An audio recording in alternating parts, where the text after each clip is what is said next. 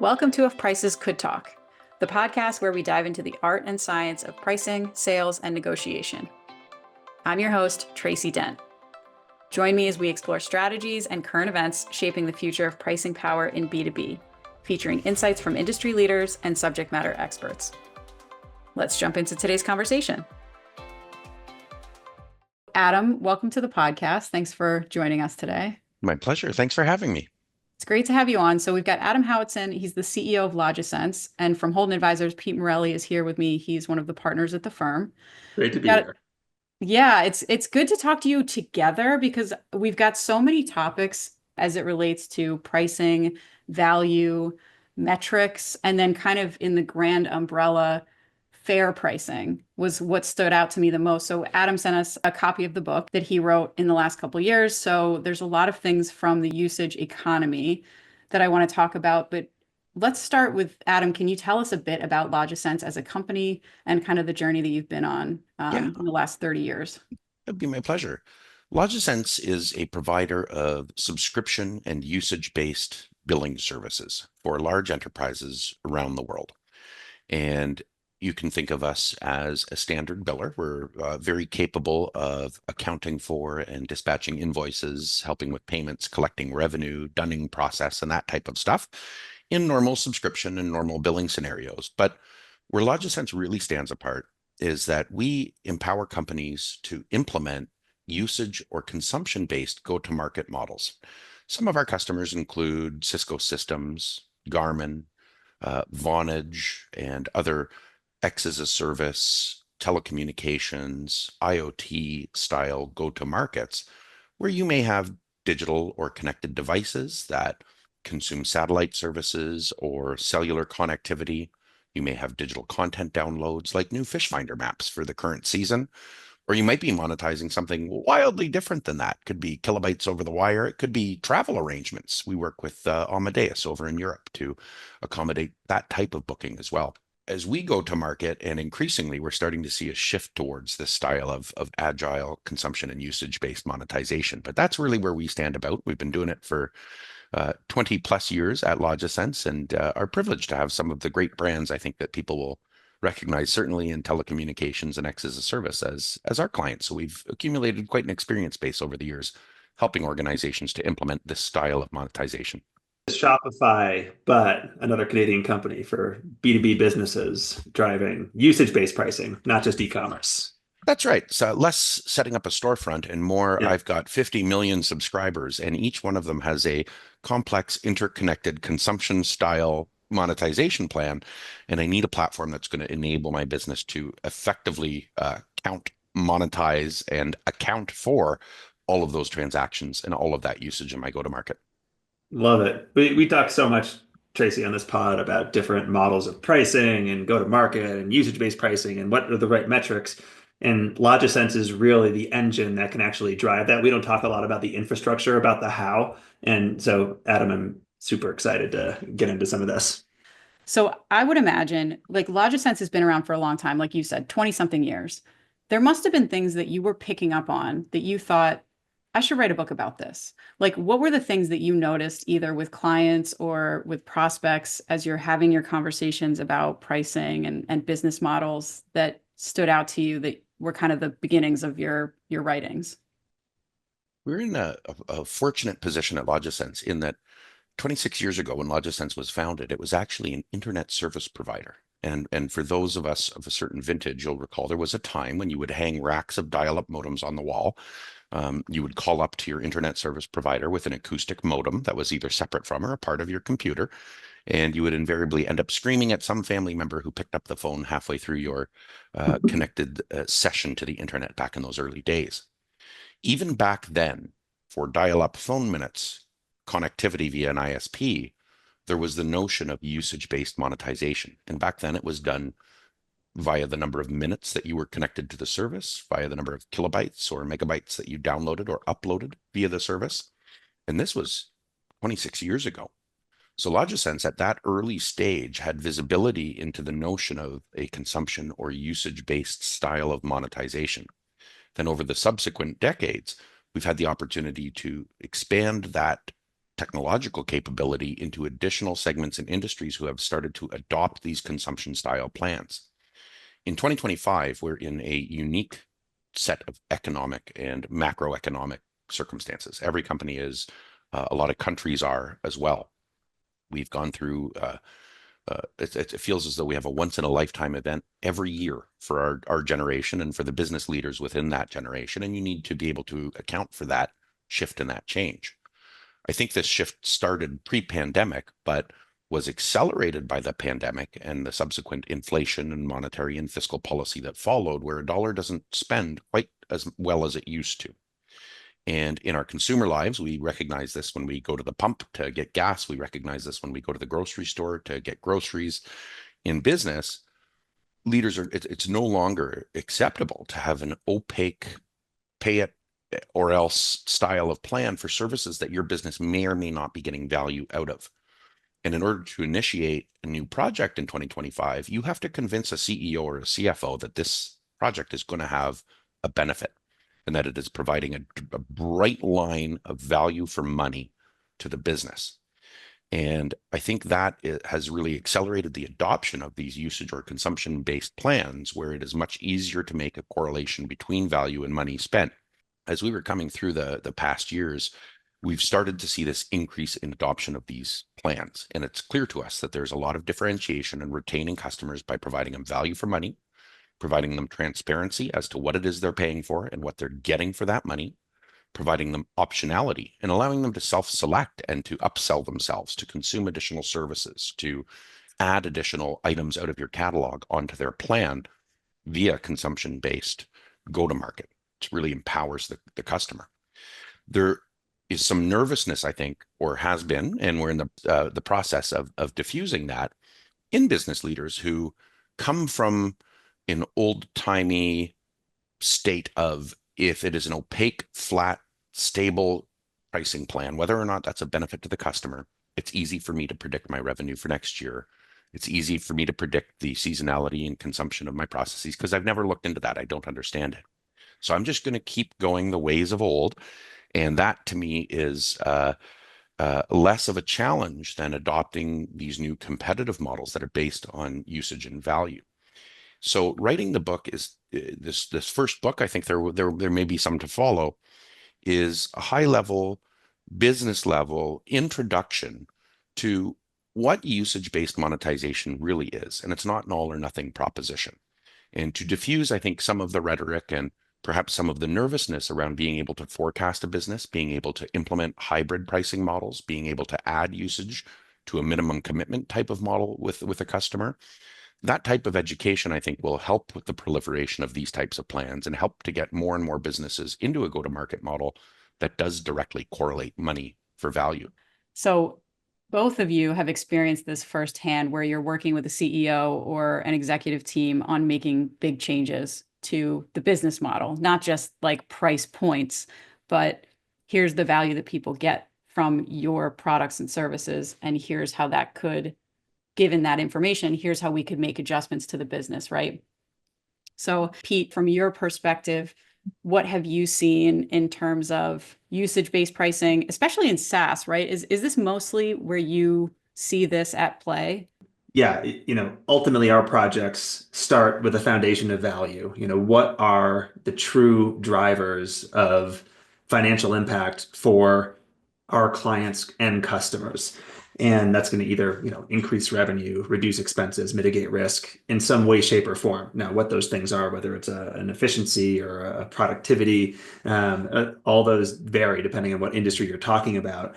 But get our arms around what those are and what they're worth. And when you can understand what they're worth, then you can start to price around it. Now, the challenge then becomes, okay, now let's design a monetization model that aligns with this high value driver that we've just identified. Maybe the company was already aware of it. Maybe it's something that's new that is actually an uncovered new learning.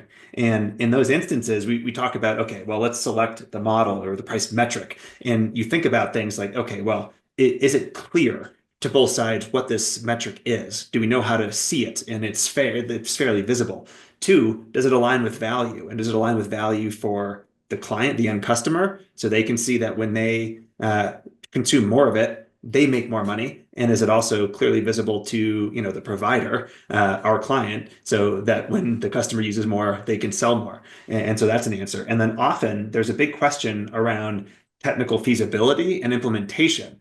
And it's very often the case that we'll say, well, in the ideal state, we would select this type of metric and you would implement a consumption-based price. But the technical feasibility is often a hangup. The backend systems are not prepared for that. And so often you end up coming down to something that's almost a proxy for that metric that you'd ideally select. And it's kind of a crawl, walk, run is the way I think about it. And often we're helping our clients crawl first because they're so new to, it's not just a per seat license in SaaS, or it's not just a packaged deal in some sort of industrials or manufacturing.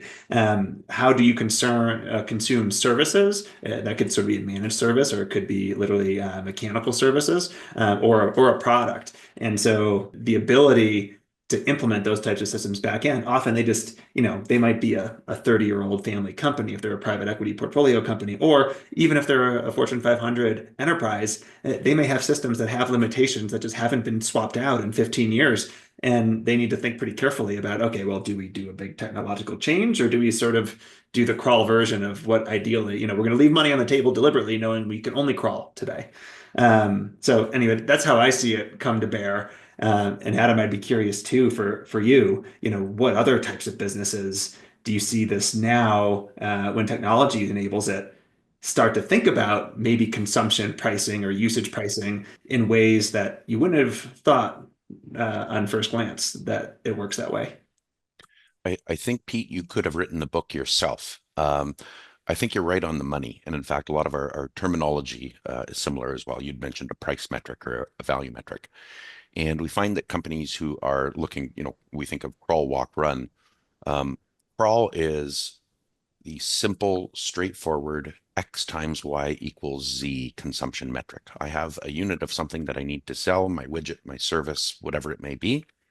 If I sell 1,000 units, it's 1,000 times the price. And there may be some discounting or Sure. other sort of embellishments around that basic X times Y equals Z pricing model. But that's sort of the crawl version of it. And as you say, business leaders need to make the decision about whether or not they have even the data to do that. And we've seen everything from the most sophisticated organizations with brilliant enterprise architecture, with technical team members who know the schema of the organization, where the data is, how clean it is, what to do with it. We also meet organizations who don't know where any of the data is. And as you say, there's a little bit of trepidation around, do we make the investment to get our hands around our own environment, architecture, and data? Do we bring in another system to help to expose that information and some experts to help us wrangle our enterprise architecture? And we think of the next stage, which is sort of your walk designation. And that might be a slightly more complex abstraction, in that the customer doesn't necessarily see value in the raw resource that you're selling at X times Y, but it might be something rather different than that. When we go to purchase a car, most of us, I don't care about the specific sheet metal alloy that's used in the car. I care about different things, which are an abstraction of the raw resources, like what is its fuel mileage? What is its stopping power? Does it have safety features? What color is it? Can it Those are the accelerate things. faster? Does it Yeah. accelerate fast enough? And those are the things that are important to the end user of the product being manufactured. So a car manufacturer will look at those sorts of things when they're setting pricing and how competitive it is versus the raw inputs times a certain amount. It was this alloy, it was 80, so many kilograms of that alloy. Here's the final price point. The consumer of an automobile doesn't care about that. So it's not priced in that way, but there's a level of abstraction. And the same is true in these usage and consumption style go-to-markets. And then there's run, which to me is something that is emerging and we've heard a lot about over the last year, which is this notion of outcome-based pricing, which is to me a subcategory of usage or consumption-based pricing. So we think of some of the popular ones that we've heard about in the past year. Salesforce's Agent Force, $2 per resolved ticket by an AI chatbot. Well, what goes into a tool like Agent Force? Well, there's an AI model. There's a huge amount of compute behind it that has to be sold. There's going to be some amount of bandwidth that goes over the wire to ingest and respond to those requests. But that's not what customers care about. Customers care about, was my support ticket answered quickly and effectively by an AI bot or not? And if it was, it's $2. And if it wasn't, it's $0. I can wrap my head around that as a business leader. OpenAI and other popular large language model AI solutions use that a similar level of abstraction, maybe in the walk category of tokens. And depending on the complexity of your query and how much context you require, it consumes a certain amount of tokens. And that is a usage or consumption-based model tied to outcome, because the AI will respond to me with the answer I'm looking for. My tokens will be consumed. I feel like a happy customer. We've seen a number of other companies. In fact, we held a summit around usage-based economics and go-to-market models last November in San Francisco, and we'll be doing the same again this year, the Usage Economy Summit. And we talked about everything from Sword with AI healthcare outcomes to Hitachi delivering train networks to municipalities, and the municipalities not making the capital expenditure for the train network, but rather Hitachi billing the municipality based on on-time arrivals, based on cabin temperature, based on other outcome-based or usage-based metrics for large capital-intensive projects. Rolls-Royce has done this previously with jet engines. We see vendors like 11X doing it with sales development bots and chat bots nowadays. So I agree with all of the assertions you made, Pete, and those three steps I correlate, at least in my head and based on my experience, as the crawl being the X times Y style of usage-based monetization, sort of the commodity, count it, discount it, get it out the door. Walk being real usage or consumption-based models where you got a direct tie value for money based on what you're using and what you're paying for. And perhaps a level of abstraction to get to what the value metric is for the specific end user using the product or service. And run, which is this emerging notion of outcome-based monetization models, where if you get something of value in that moment, I will charge you for it. And if you do not, I won't. That's a heck of a competitive model to put out there. If you don't like it and you don't get what you paid for, I won't bill you. How do you, if you're not adopting a similar approach, how are you going to compete with a company who does that? So I agree with all of those assertions, Pete, and I think that frames it well, that there's different degrees with which you can approach this type of go-to-market. For me, as a buyer or as a consumer, this benefits me greatly. I only want to pay for the stuff that I'm actually using. From a company perspective, this can get a lot more complicated. So what are both of your thoughts on that? Like the upside, the benefits, what does this open up for companies? Because it does kind of change the risk of what you're taking on. But to your point, Adam, if other people are doing this, it's just like you got to kind of look in the mirror and figure out where are you going with the company? How are you going to compete so you don't get left behind, kind of thing. I'll put two points out there first, and I don't know, I'll just respond. And one of those examples is from your book. It's interesting because there's an aspect of the usage-based pricing that I think incents trial. If you don't have a long-term commitment, because you can have usage-based pricing in a long-term contract, but you can also have it such that it allows customers to self-select into upsell additional usage and packages. And Adam, you mentioned that. I think that's a great benefit. And I think that serves companies well where there's, a long sales cycle or complex products, and you really want to give kind of a sample and let that buyer or the prospect experience the goodness and the value, and then they buy into it. Because otherwise, the sales cycle may be 18 months and a huge capital expenditure instead of an operating expenditure. And so there's just more hurdles, or the supply chain department gets involved once the purchase gets over a certain threshold. So that it solves an issue. And the flip side is that it doesn't work for everybody, because in the book, Adam, you mentioned like the cable companies, right? They basically want everybody to be on a subscription, whether they use it or not. They want to make it really difficult to cancel or change it. They provide poor customer service, and then it's a declining business, but it's a cash cow, and they're just riding it out. So there's actually not incentive for them to move towards something that makes it easy to onboard and offboard, and make it more of a consumption model. It's like their competitors, the Netflixes of the world are doing that, but for them, it's sort of the disruptors that are doing that, and they kind of want to keep it old world. So I just thought that was interesting how there's sort of two sides in my mind to where it works and who doesn't actually want to adopt the new outcome-based pricing. Like, can I just pay 40 cents to watch Severance? instead of paying. Microtransactions. Yeah. Yeah, instead of paying, I don't know how, I can't remember how much Apple TV Plus is, but Yeah. that's the only thing I watch on that until Ted Lasso is back, but I really like, I thought that was also another interesting way to look at it just as a consumer, or pay by the article or whatever. Yeah, it takes us all the way back to microtransactions. But it's a great point, and I think the streaming media houses are a great example of uh, this type of evolution, and how each time we evolve through one of these changes, it inevitably somebody innovates and forces a change on the rest of the market. So 15, 20 years ago, cable television was your only option. Like it or lump it, $5,000 a year, 800 channels you don't care about, two you want to watch. Deal with it. And Pete, as you said, there's two sides to each coin, which is one is running a business where you know that you're running the market to zero, that you're going to dump your entire customer base in time. It's on a straight trajectory, and your objective is to extract every dollar before it hits ground. Is that a good business model? I don't think I could get that one past my board of directors. Maybe you could. I couldn't. Seems acceptable for cable television, but they've been innovated perhaps into that corner by the streaming media houses, who came up and said, "Don't worry about the $5,000 a year for 800 things that you don't want. Give me, $20 a month, and I'll let you watch anything you like." And the 20 became 25, and the 25 grows.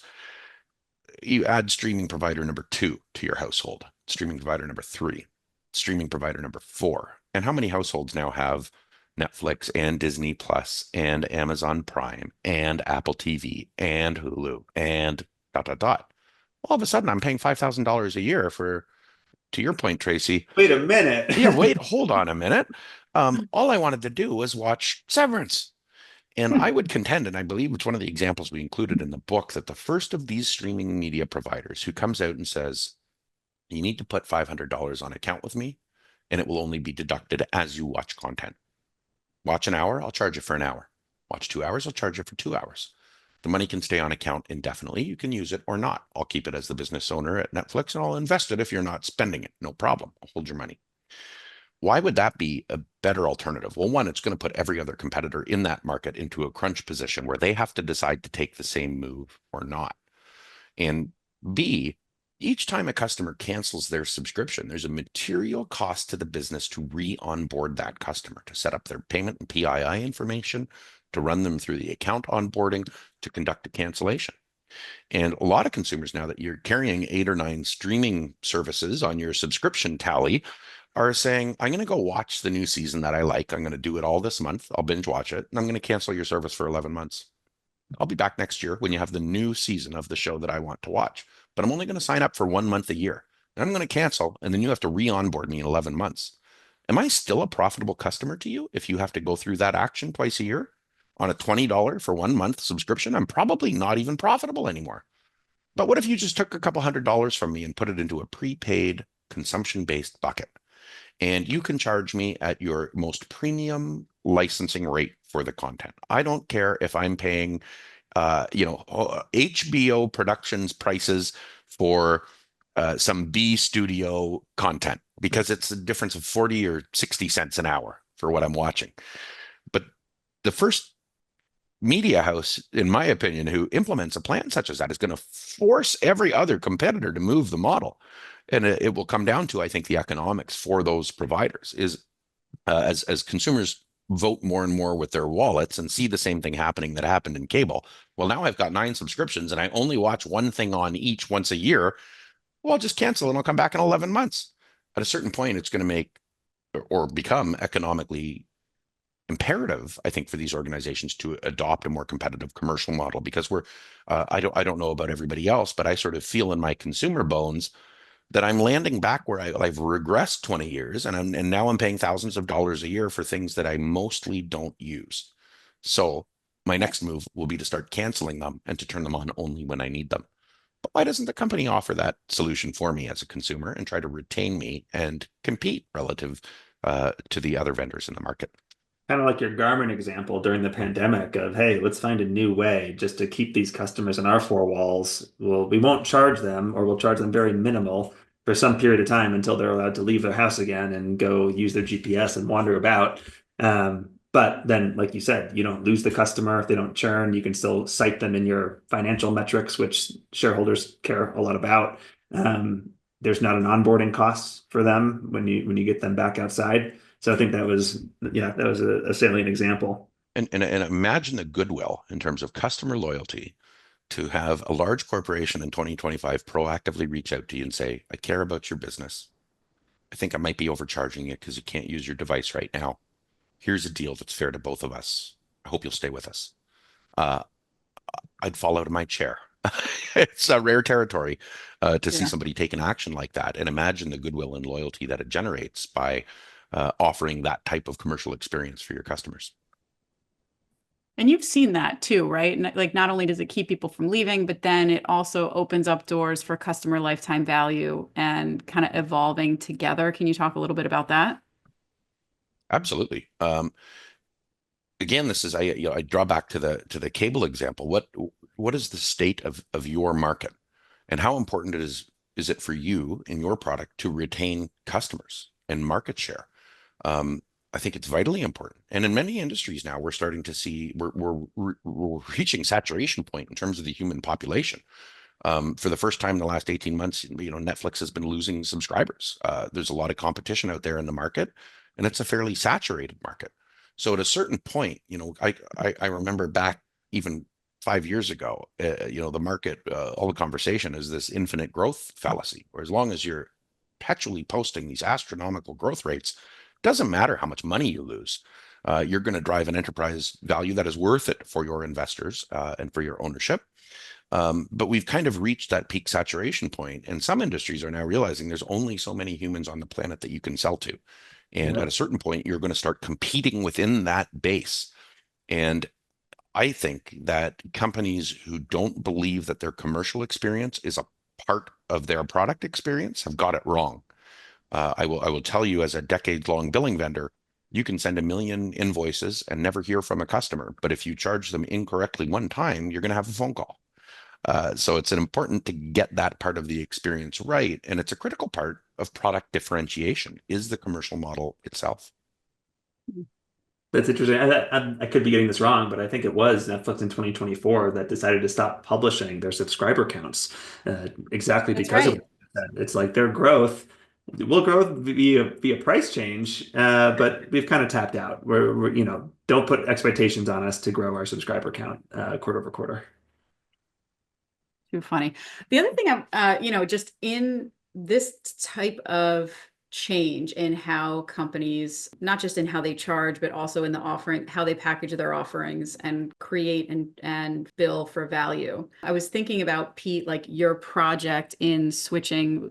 Pete had a huge manufacturing company. They switched into a subscription model. And Hmm. it was an old company. Like I'm just imagining, in the places where this would be unlikely to make a change like that, but how much of a differentiator it could be for companies that have been around for a long time. People are used to buying and, working with companies in a certain way. And then I guess in some ways you could be the first mover, but big change from regular purchasing to subscription and then from subscription to usage. Tracy, there's so many on-prem software solutions in healthcare and manufacturing, automation systems and control systems that reside in a hospital or in a manufacturing plant, and they probably were installed some cases 10, 20, 30 years ago, and they may even be disconnected and like separate from, air gapped from the internet. And then they're just running. But then there's also potentially, like we talked about just a few minutes ago, you may want to give customers the opportunity to trial new capabilities without necessarily upgrading a full version and installing a whole operating system on the back end. And for those, the consumption model is really helpful because you can say, hey, there's some new capability here. It rides on top. You can just select it. You can try it. You can turn it on. You can turn it off. And yeah, I think those are really powerful. I mean, obviously, from the financial bottom line, you could say, what's in it for me as a company? The revenue multiple on that type of revenue stream is very different and higher than just your kind of old license of just a term or perpetual license. So that's really important. But I do think it just opens up new doors for customers and perhaps new customers that actually want to consume in one way. So, for example, you could imagine there's a biotech startup that needs very specialized equipment to have personalized medicine that kind of crafts pharmaceuticals right around your specific genetics and body type and weight and all these types of things. And that's extremely expensive, specialized equipment, but they're still a startup and there's high risk that they may not survive past 12, 18-month runway. And so are their investors going to invest in capital equipment that would, ideally last 20 years? That's going to be a tough sell. So I do think there's an alignment to kind of have these new ways to purchase that opens up that door to give that sort of opportunity to different types of customers and a new way to consume. So it's not just about making more money for the company that's offering it. It's about fitting a use case that wasn't there before or wasn't met fully before. I think you nailed it. And the impact on a sales cycle can be profound too.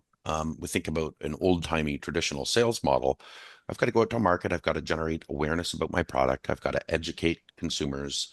I've got to usher them through a selection process. We're going to do a contract negotiation. We're going to sign a deal. I'm going to start to onboard the customer. Well, with a usage or consumption-based model, like you say, perhaps reducing capital barriers to entry, enabling fractional access to equipment or other goods or services needed to manufacture, to take company to market. It fundamentally changes the way that customers can get access to product and make their decisions as well. You still have to get out there and make the market aware that you exist and educate them about what it is that you're selling. But then you can immediately start to onboard those customers in a consumption-based model because you don't have this large capital barrier to entry. Mm. Because they get access to the product and they can determine whether they like it and they're getting value out of it before you have made a commitment with them or signed a contract. If you've got a good product, you have way more pricing power now when it comes time to negotiate because the customer is already getting value from their product. They've already seen it working. They've already experienced it. I get it. I want it. It's a fundamentally different inflection point at the time of contracting. And the onboarding has already occurred before the contract is even signed. From there, it's a matter of expansion.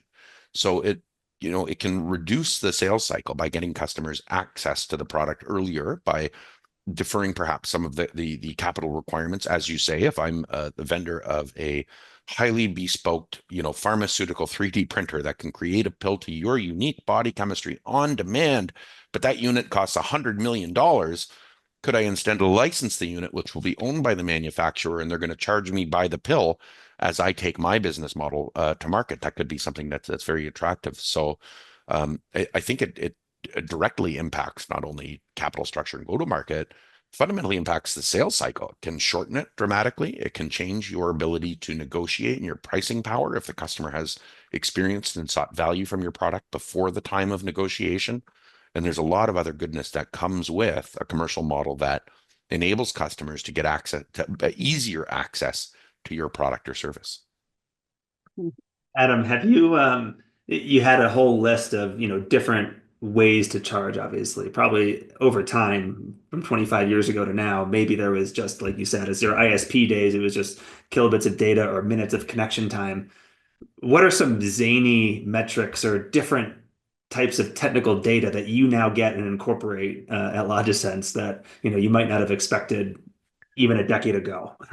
I will say one thing increasingly is the volume of data that we manage, and the LogiSense platform, because it's designed for usage and consumption-based monetization, includes some things that you may not find in other solutions out in the market, like a data mediation platform, meaning that we can hook into thousands of sources of data, and in real time we can mediate, enrich, transform that data to make it available for billing or to make it available for a third-party system. Think of a large language model, and usher that content around not only to our internal monetization engine, but to other systems throughout the enterprise. And I can talk a little bit more about that in a moment, but I wanted to come back to your point on the multitude of different models that companies can embark upon, which are usage-based.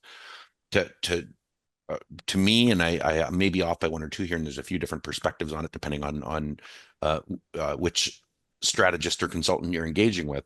But there's probably 5 or 6 pricing archetypes upon which you can start to add, embellish, modify, and create different permutations. You've got a perpetual type of model, which is sell it once, fire and forget. Could be a one-time physical good. I've sold you a pencil. It is your pencil now. That is the end of our relationship until the next time we meet. Please enjoy the product. Back in technology 20 years ago, that was, here's a license to our product, which you can use for however many users you have. And you'll give me a small maintenance annuity every year to keep the lights on, to give you enhancements, security patches, and to answer questions if you have any problem using it.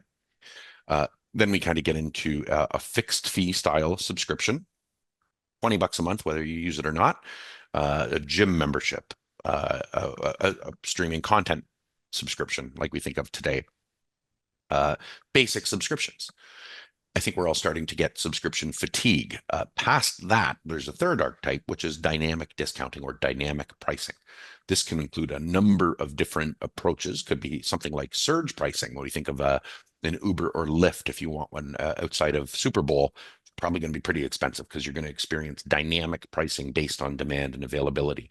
Dynamic discounting could also be based on volumes. If you have a B2B customer, let's say that they're manufacturing consumer goods. It's November, the holiday shopping season is upon you. Somebody is buying astronomical amounts of retail products to put into their toy stores for the holiday season.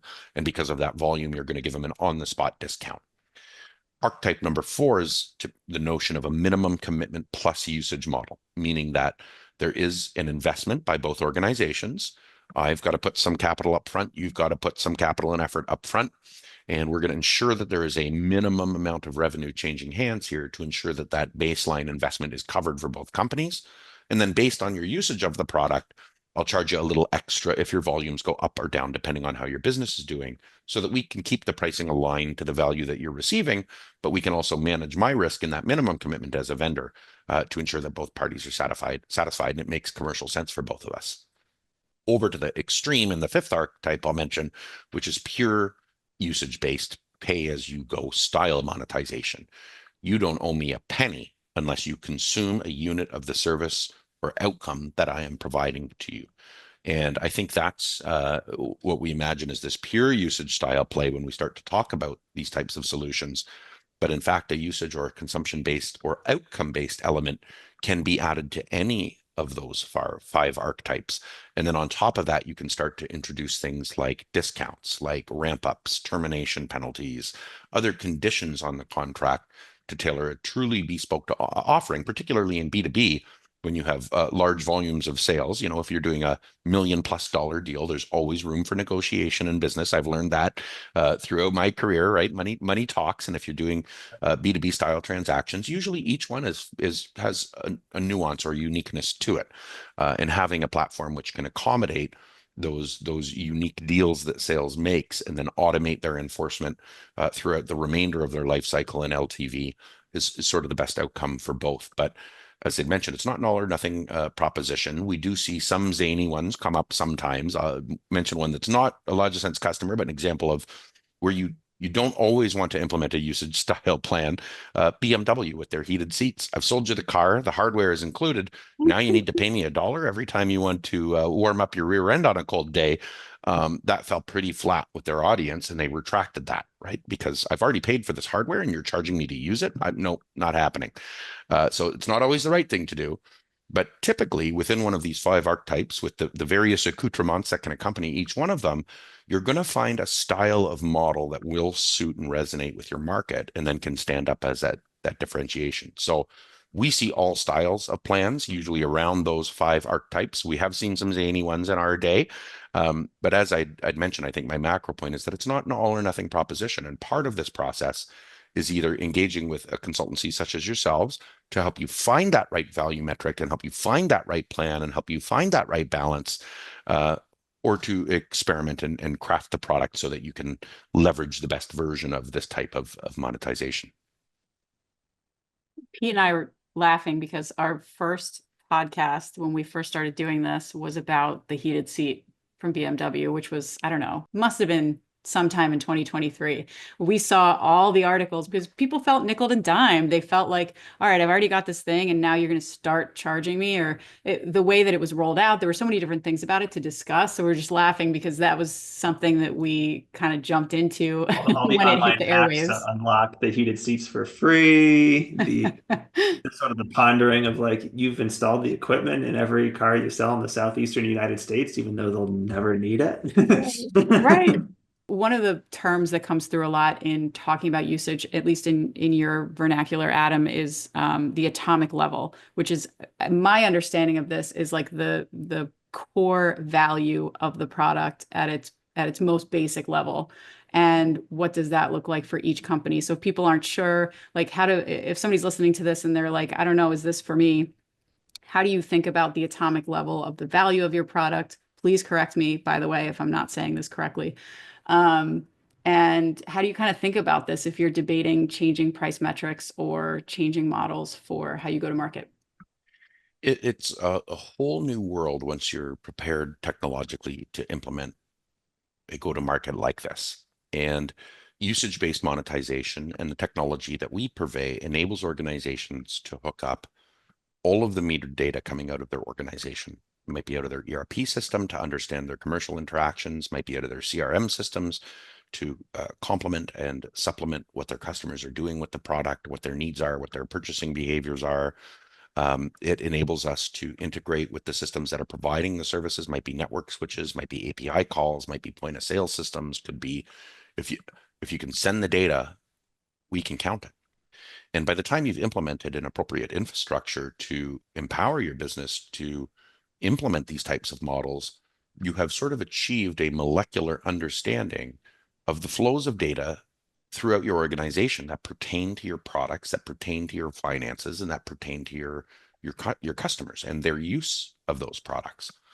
And that empowers you to really do anything. The world is your oyster. And if you can do anything, with great power comes great responsibility. You need to have a good think about strategically, how do you now want to implement this type of usage-based model? Don't do the heated seats move. Get it right.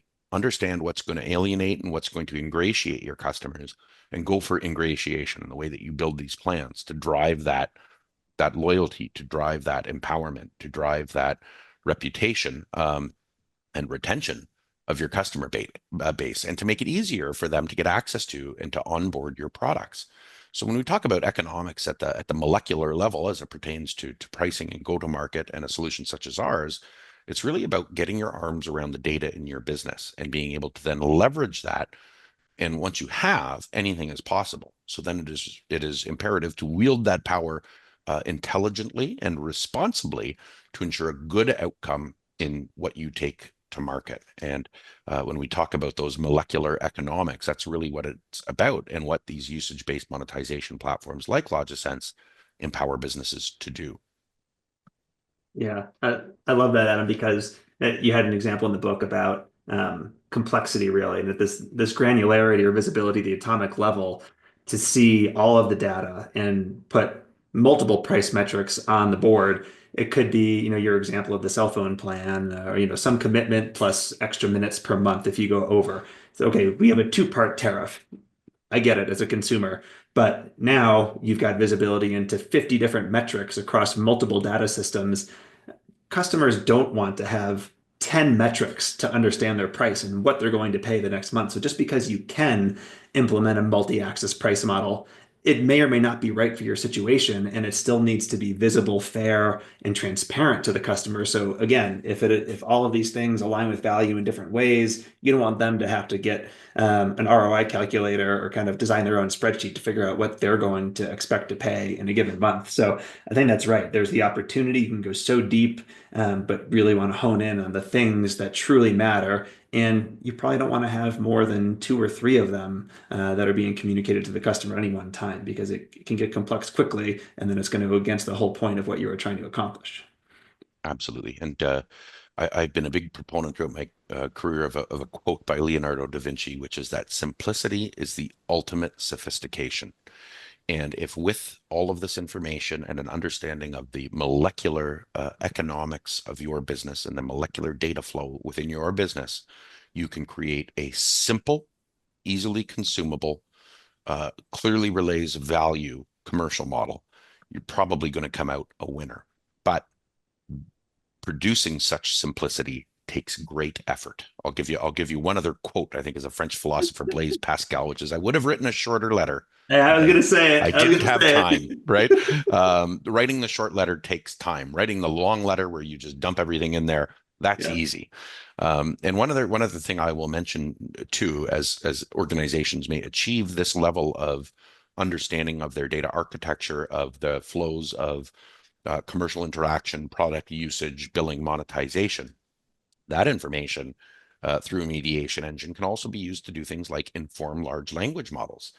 If you go to ChatGPT today, it can't answer a darn thing about the specific use or flow of your products or the interaction of your customers. It doesn't know. It's been trained off of a publicly available data set.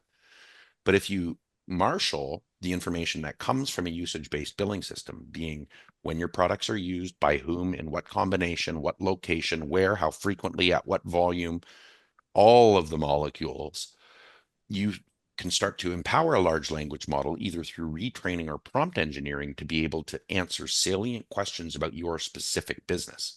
Which of my products is growing the fastest in which geography, and which product is bought most quickly in succession after product one? Where and how should I create a bundle, and what should it be priced at? Imagine if you could ask your own version of a large language model a question as specific as that.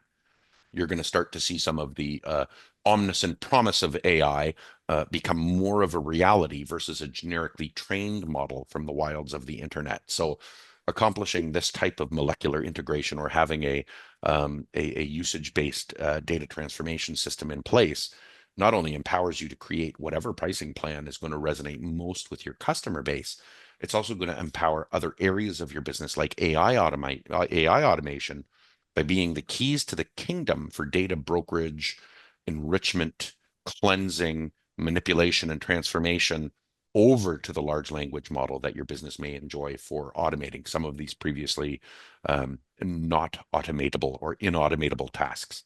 I think these conversations are so important because it's like there's so many things with different businesses, big companies, where it's all about how do you get every dollar? How do you do, like, are we charging enough? Are we leaving money on the table? There's so many conversations out there about charging more. I appreciate being able to talk about different ways to do pricing. So you're like finding the right ways to charge for the right things and that it's really fair. So thank you for the time, Adam, Pete. Great episode. And Fun we'll see one. you both Thanks for soon. joining us. My pleasure. Thanks for having me.